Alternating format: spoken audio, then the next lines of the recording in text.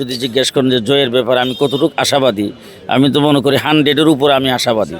তার কারণ হলো এই জায়গায় আমার প্রতিদ্বন্দ্বী যারা আছেন তাদের মধ্যে তো আমি এরকম কোনো কিছু দেখি না যে এত বড় বৃহৎ একটা রাজনৈতিক দলের সাথে তারা কন্টেস্ট করতে পারে। আমাদের 15 বছর পর্যন্ত নির্যাতন নিপীড়নের পরে পেশিবাদ বিদায় হয়েছে, আর এর সবচাইতে বেশি ভূমিকা এবং বড় ভূমিকা পালন করেছে ব্রাহ্মণবাড়িয়া।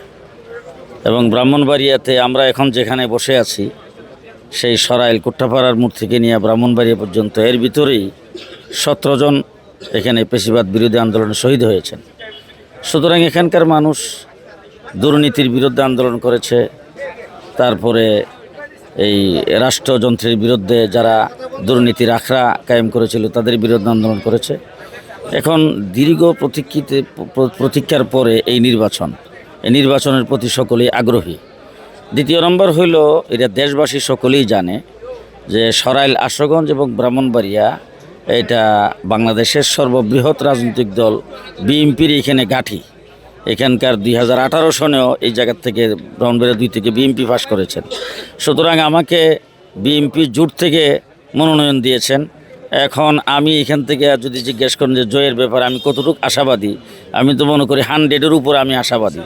তার কারণ হলো এই জায়গায় আমার প্রতিদ্বন্দ্বী যারা আছেন তাদের মধ্যে তো আমি এরকম কোনো কিছু দেখি না যে এত বড় বৃহৎ একটা রাজনৈতিক দলের সাথে তারা কন্টেস্ট করতে পারে।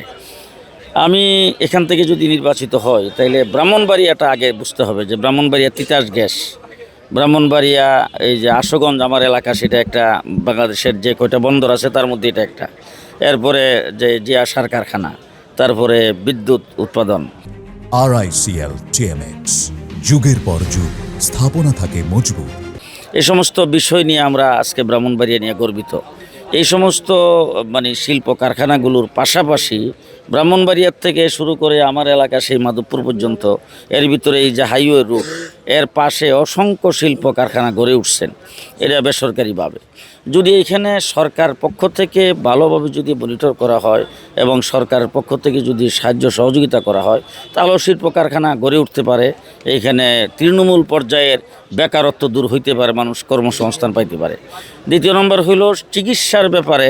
তো আমাদের জোট নেতা বিএনপির চেয়ারম্যান জনাব তারেক রহমান সাহেব, উনি তো হেলথ কার্ডের ব্যবস্থা করতেছেন। চিকিৎসা প্রত্যেকের ঘরে ঘরে চিকিৎসার সুফল পাইতে পারে, সহজে চিকিৎসা পাইতে পারে, সেই ব্যবস্থা উনি করবেন।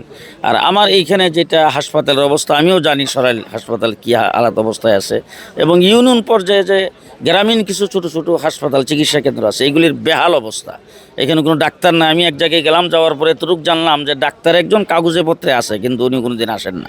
তো এই অবস্থাটা দূর করিয়ে যদি আমরা এই হাসপাতালগুলি যদি সচল করতে পারি, আর সেখানে যে এই সমস্ত মানুষ চিকিৎসার জন্য যাবে তারা যদি সঠিক চিকিৎসাটা সেখানে পাইতে পারে।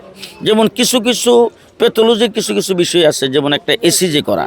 হঠাৎ একজন মানুষের হার্ট ব্যথা করলো, তাকে ECG করে জানতে হবে। তারপরে ব্রেইনের জন্য একটা প্রাথমিক যে চিকিৎসাটা, সেটা তো অন্তত ন্যূনতম থাকতে হবে। সেই ব্যবস্থাগুলি এখন হাসপাতালে নাই।